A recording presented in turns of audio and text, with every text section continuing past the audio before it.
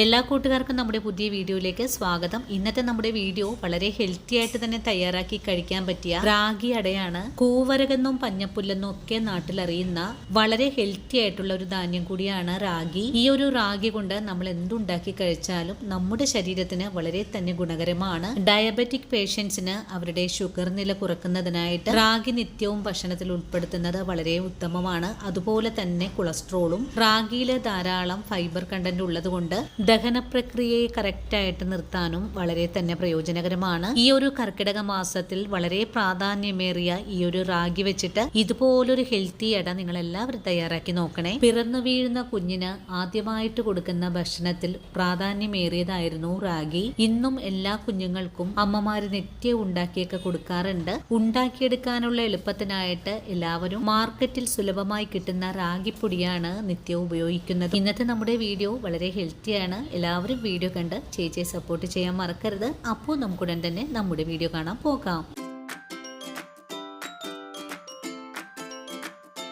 ഇനി നമുക്ക് റാഗി അട തയ്യാറാക്കാൻ തുടങ്ങാം. ഇതിനായിട്ട് ഞാനിവിടെ 1 കപ്പ് അളവിലാണ് റാഗി എടുത്തിട്ടുള്ളത്. ഇതൊരു 250 ഗ്രാം അളവുണ്ടാകും. ഇനി റാഗി നന്നായിട്ട് കഴുകിയതിന് ശേഷം ഇതൊന്ന് കുതിർത്താനായിട്ട് വെച്ചു കൊടുക്കണം. ഞാനിവിടെ രാത്രിയിലാണ് റാഗി കുതിർത്താൻ വെച്ചു കൊടുക്കുന്നത്. അപ്പോഴാണ് റാഗി നല്ല പോലെ തന്നെ നമുക്ക് കുതിർന്നും കിട്ടുന്നതും. ഇനി നികക്കെ വെള്ളം ഒഴിച്ച് ഒരു രാത്രി മുഴുവനും തന്നെ കുതിർത്താൻ വെച്ചു കൊടുക്കുവാണ്. ഇനി നമ്മൾ രാവിലെയാണ് റാഗി ഒന്ന് അരച്ചെടുക്കാനും പോകുന്നതും. അങ്ങനെ രാവിലെ ആയിട്ടുണ്ട്. ഇനി നമുക്ക് കുതിർത്തിയെടുത്തിട്ടുള്ള റാഗി ഒന്ന് വാരി നോക്കാം. നല്ലോണം കുതിർന്ന് വന്നിട്ടുള്ള റാഗി നമുക്കൊരു മിക്സിയുടെ ജാറിലേക്ക് മാറ്റിയിട്ട് നല്ല വെണ്ണ പോലെ ഒന്ന് അരച്ചെടുക്കാം. റാഗി അരച്ചെടുക്കുന്ന സമയത്ത് കുറച്ച് വെള്ളം ഒഴിച്ച് വേണം നമുക്കിതൊന്ന് അരച്ചെടുക്കാനായിട്ടും. അരഞ്ഞു വന്നതിന് ശേഷമാണ് കൂടുതൽ അളവിൽ വെള്ളം ചേർത്ത് ഒന്നുകൂടെ കറക്കിയെടുക്കേണ്ടതും. റാഗിയുടെ താഴെ നിൽക്കുന്ന രീതിയിൽ വെള്ളം ഒഴിച്ചു കൊടുത്തതിന് ശേഷം ഞാനിതൊന്ന് അരച്ചെടുക്കാൻ പോവാണ്. അങ്ങനെ അരച്ചെടുത്തിട്ടുള്ള റാഗി ഒരു പാനിലേക്കാണ് നമുക്കൊന്ന് അരിച്ചൊഴിച്ച് കൊടുക്കേണ്ടത്.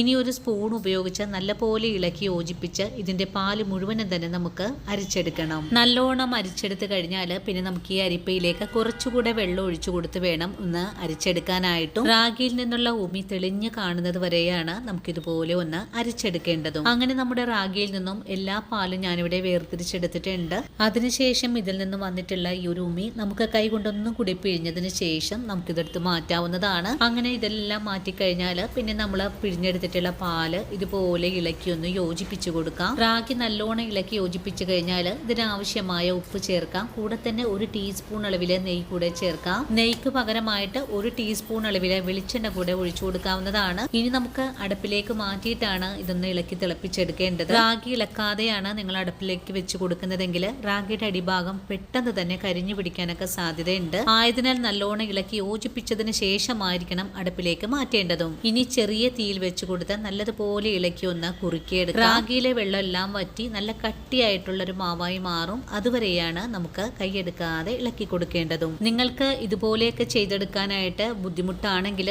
റാഗിപ്പൊടി മാർക്കറ്റിൽ വാങ്ങിക്കാൻ കിട്ടുന്നതാണ്. അത് വെച്ചിട്ടും ഈ ഒരു രീതിയിൽ തന്നെ നിങ്ങൾക്ക് ചെയ്തെടുക്കാവുന്നതാണ്. എങ്കിൽ തന്നെയും ഈ ഒരു രീതിയിൽ ചെയ്തെടുക്കുമ്പോൾ ഇതിലുള്ള ഫൈബർ ഒന്നും പോവാതെ തന്നെയാണ് നമുക്ക് കിട്ടുന്നതും. ഷുഗർ പേഷ്യൻസിനും കൊളസ്ട്രോൾ ഉള്ള ആൾക്കാർക്കൊക്കെ ഈ ഒരു രീതിയിൽ ചെയ്തെടുക്കുന്നതാണ് ഉത്തമവും. അങ്ങനെ നമ്മുടെ റാഗി ഇതുപോലെ ഒന്ന് കട്ടിയായൊക്കെ തുടങ്ങിയിട്ടുണ്ട്. നമ്മൾ എടുത്തിട്ടുള്ള പാനിൽ നിന്നും നല്ല പോലെ ഒന്ന് ഉരുണ്ട് വരുന്ന പാകത്തിലേക്ക് ആയി വന്നിട്ടുണ്ട്. അടിയിലൊന്നും പിടിക്കാതെ എളുപ്പത്തിൽ നമുക്ക് ഇതുപോലെ ഒന്ന് കുറുക്കിയെടുക്കാനായിട്ട് നിങ്ങൾ നോൺ സ്റ്റിക്ക് പാൻ എടുക്കുന്നതായിരിക്കും ഏറ്റവും നല്ലത്. ഇതേ ഒരു പാകമായാൽ പിന്നെ നമുക്കിത് മറ്റൊരു പ്ലേറ്റിലേക്ക് കൂടെ മാറ്റാം. അല്ലെങ്കിൽ പാനിന്റെ ചൂട് കൊണ്ട് മാവൊന്ന് വളരെ എളുപ്പത്തിൽ കട്ടിയായി പോകാനൊക്കെ സാധ്യത കൂടുതലാണ്. ഇനി ഈ മാവിന്റെ ചൂടൊന്ന് ആറി കിട്ടാനായിട്ട് നമുക്കിതുപോലെ ഒന്ന് നിരത്തിയും കൂടെ വെച്ച് കൊടുക്കാം. ചെറുതായിട്ടൊക്കെ ഒന്ന് ചൂടാറി തുടങ്ങിയാൽ പിന്നെ നമുക്ക് കൈകൊണ്ട് ചെറിയ ചെറിയ ബോൾസുകളാക്കി ഒന്ന് മാറ്റാവുന്നതാണ്. ബോൾസ് ആക്കുന്ന സമയത്ത് നമ്മുടെ കൈ ഒന്ന് വെള്ളത്തിൽ നനച്ചെടുത്തതിന് ശേഷമായിരിക്കണം ഇതുപോലെ ഒന്ന് ചെറിയ ചെറിയ ബോളാക്കി മാറ്റേണ്ടത്. ഈ ഒരു രീതിയിൽ ചെറിയ ചെറിയ ബോൾസ് ആക്കി മാറ്റുന്നത് നമ്മൾ അട പരത്തിയെടുക്കുന്നതിനുള്ള എളുപ്പത്തിനും വേണ്ടിയിട്ടാണ്. അങ്ങനെ എല്ലാം ഞാനിവിടെ ഇതുപോലെ ഒന്ന് ഷേപ്പാക്കി വെച്ചിട്ടുണ്ട്. ശേഷം ഫില്ലിങ്ങിനായിട്ടുള്ള നാളികേരം ഒന്ന് വിളയിച്ചെടുക്കണം. നാളികേരം വിളയിച്ചെടുക്കുന്നതിനായിട്ട് 250 ഗ്രാം അളവുള്ള കപ്പില് 1 കപ്പ് ചക്കര പാനിയാണ് ഒഴിച്ചു കൊടുത്തിട്ടുള്ളത്. നിങ്ങളുടെ കൈവശം ചക്കര ഇല്ലെങ്കിൽ പഞ്ചസാരയോ ശർക്കരയോ എടുക്കാവുന്നതാണ്. ഇനി ഈ ചക്കനപ്പാനി നല്ല പോലെ ഒന്ന് തിളച്ച് കട്ടിയായി തുടങ്ങുന്ന സമയത്ത് അരമുറി നാളികേരമാണ് തിരുമ്മി ഇതിലേക്ക് ചേർക്കേണ്ടത്. നാളികേരം കൂടി ചേർത്തിട്ട് നല്ല പോലെ ഇളക്കി ഒന്ന് മിക്സ് ചെയ്ത് കൊടുക്കാം. നാളികേരമൊക്കെ നല്ല പോലെ ഒന്ന് വരണ്ട് കിട്ടുന്ന പാകത്തിലേക്കായി വരണം. അതുവരെയാണ് നമുക്ക് ചെറിയ തീയിൽ വെച്ച് തന്നെ ഒന്ന് ഇളക്കി കൊടുക്കേണ്ടതും. ഈ ഒരു സമയത്ത് ഇതിലേക്ക് 1 ടീസ്പൂൺ അളവില് നല്ല ജീരകം ചേർത്തിട്ടുണ്ട്. നല്ല ജീരകത്തിന്റെ കൂടെ തന്നെ 5-6 ഏലക്കയും ചതച്ചത് കൂടി ചേർത്ത് കൊടുക്കാം. ഇതെല്ലാം കൂട്ടിച്ചേർത്ത് നല്ലോണം ഇളക്കി കഴിഞ്ഞപ്പോ നമ്മുടെ ഫില്ലിംഗ് ഇവിടെ സെറ്റായി വന്നിട്ടുണ്ട്. ഇനി ഉടൻ തന്നെ ഫ്ലെയിം അങ്ങ് ഓഫ് ചെയ്ത് കൊടുക്കാം. അതിനുശേഷം അട പരത്തിയെടുക്കാനുള്ള വാഴയിലയൊന്ന് വാട്ടിയെടുക്കാം. ഇനി നമുക്കിതൊന്ന് പരത്തിയെടുക്കാം. ഇനി വാട്ടിയെടുത്തിട്ടുള്ള വാഴയിലയിലേക്ക് ഒരു ബോൾ വെച്ച് കൊടുത്തതിന് ശേഷം അതിന്റെ മേലെയായിട്ട്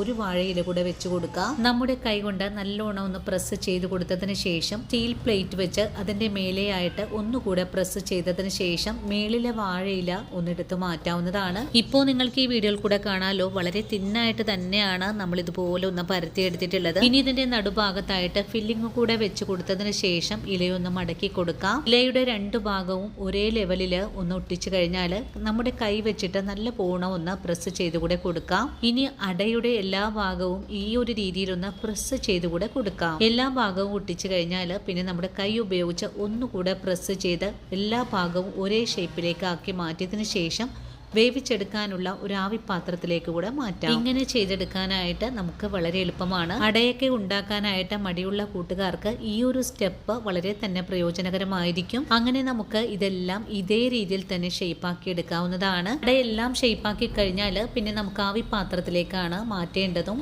അങ്ങനെ നമുക്ക് എല്ലാ ഇലയുടെയും പാത്രത്തിലേക്ക് മാറ്റാം. ആവിപ്പാത്രത്തിന്റെ താഴെ ഭാഗത്ത് അട നിരത്തി കഴിഞ്ഞാൽ ഇതിന്റെ മേലെയായിട്ട് വാഴയുടെ തണ്ടുകൂടെ വെച്ച് കൊടുത്ത് ഇതിന്റെ മേലെയും അട നിരത്തി കൊടുക്കാം. ഇങ്ങനെ വെച്ച് കൊടുക്കുന്നത് ഇലയുടെ എല്ലാം ഒറ്റയടിക്ക് തന്നെ വെന്ത് കിട്ടാനും വേണ്ടിയിട്ടാണ്. നമ്മുടെ ഇലയുടെ എല്ലാം തന്നെയും പാത്രത്തിലേക്ക് നിരത്തിയതിന് ശേഷം ആവിപ്പാത്രം ഒന്ന് അടച്ചു കൊടുക്കാം. 5 മിനിറ്റ് നേരം ഫുൾ ഫ്ലെയിമിലും അതിനുശേഷം 5 മിനിറ്റ് മീഡിയം ഫ്ലെയിമിൽ വെച്ചിട്ടാണ് ഇലയുടെ എല്ലാം നമുക്ക് വേവിച്ചെടുക്കേണ്ടതും. അട വേവിക്കാൻ വെച്ചിട്ട് ഒരു 10 മിനിറ്റ് ആയിട്ടുണ്ട്. ഇനി നമുക്ക് ഈ ആവിപ്പാത്രം ഒന്ന് തുറന്ന് നോക്കാം. 10 മിനിറ്റ് കൊണ്ട് തന്നെ നമ്മുടെ അട എല്ലാം വെന്ത് കിട്ടിയിട്ടുണ്ട്. ഇനി ഒരു 5 മിനിറ്റ് നേരം ചൂടാറിയതിനു ശേഷം അട നമുക്ക് മറ്റൊരു സെർവിങ് പ്ലേറ്റിലേക്കാണ് മാറ്റേണ്ടതും. ഇനി കയ്യിൽ ആവിയടിക്കാതെ തന്നെ ഓരോന്നും പാത്രത്തിൽ നിന്നും എടുത്തു മാറ്റാവുന്നതാണ്. അങ്ങനെ വളരെ ഹെൽത്തി ആയിട്ടുള്ള റാഗി ഇലയുടെ ഇവിടെ റെഡി ആയിട്ടുണ്ട്. റാഗി വെച്ചിട്ട് ഇതുപോലൊരു ഹെൽത്തി അട നിങ്ങൾ ഇതുവരെയും തയ്യാറാക്കി നോക്കിയിട്ടില്ലെങ്കിൽ തീർച്ചയായിട്ടും നമ്മുടെ ഈ ഒരു വീഡിയോ കണ്ടതിന് ശേഷം തയ്യാറാക്കി നോക്കാൻ മറക്കല്ലേ. നമ്മുടെ വീട്ടിലെ കുഞ്ഞുങ്ങൾക്കും നമ്മുടെ പ്രായമായ അച്ഛനമ്മമാർക്കും നല്ല സ്വാദോടുകൂടിയും വളരെ ഹെൽത്തി ആയിട്ടും തയ്യാറാക്കി കൊടുക്കാൻ പറ്റുന്ന ഈ ഒരു ഇലയട എല്ലാവർക്കും ഒരുപോലെ തന്നെ കഴിക്കാൻ ഇഷ്ടപ്പെടുന്നതുമാണ്. വായിലിട്ടാൽ അലിഞ്ഞു പോകും വിധമാണ് നമുക്കിത് പാകപ്പെടുത്തിയെടുക്കാനും സാധിച്ചിട്ടുള്ളത്. അപ്പോൾ ഇന്നത്തെ നമ്മുടെ വീഡിയോയും എൻ്റെ കൂട്ടുകാർക്ക് വളരെ തന്നെ പ്രയോജനകരമായി എന്ന് വിശ്വസിക്കുന്നു. നമ്മുടെ വീടുകളിൽ നിത്യവും ഉണ്ടാക്കുന്ന അരിയുടെ ഭക്ഷണങ്ങൾ ഒഴിവാക്കി ഇതുപോലുള്ള ഹെൽത്തി ആയിട്ടുള്ള പലഹാരങ്ങളൊക്കെ നിങ്ങൾ എല്ലാവരും തയ്യാറാക്കി കഴിക്കണേ. ശരീരത്തിന് നല്ല ബലവും വളരെയധികം ഗുണങ്ങളും അടങ്ങിയ റാഗി ഇലയട എല്ലാവർക്കും ഒരുപോലെ തന്നെ കഴിക്കാൻ ഇഷ്ടപ്പെടുന്നതുമാണ്. ഈ ഒരു വീഡിയോയും കാണുമ്പോൾ എൻ്റെ കൂട്ടുകാർക്ക് വളരെ തന്നെ പ്രയോജനകരമായി എന്ന് തോന്നുവാണെങ്കിൽ തീർച്ചയായിട്ടും നിങ്ങൾക്ക് ഇന്ന് കിട്ടിയ ഈ ഒരു അറിവ് നിങ്ങളുടെ കൂട്ടുകാരിലേക്കൊന്ന് ഷെയർ ചെയ്ത് കൊടുക്കാൻ മറക്കല്ല. അതുപോലെ വീഡിയോ കാണുമ്പോൾ നിങ്ങളുടെ വിലയേറെ ലൈക്കുകൾ തരാനും നിങ്ങളുടെ എല്ലാവരുടെയും വിലയേറെ അഭിപ്രായങ്ങൾ കമന്റ്സ് ആയിട്ട് അറിയിക്കാനും മറക്കരുത്. അപ്പോൾ ഇനിയും നല്ലൊരു വീഡിയോ ആയിട്ട് നാളെ കൂടിയെത്താം. അതുവരെ സ്നേഹത്തിന്റെ ഭാഷയിൽ വീണ്ടും കാണാം.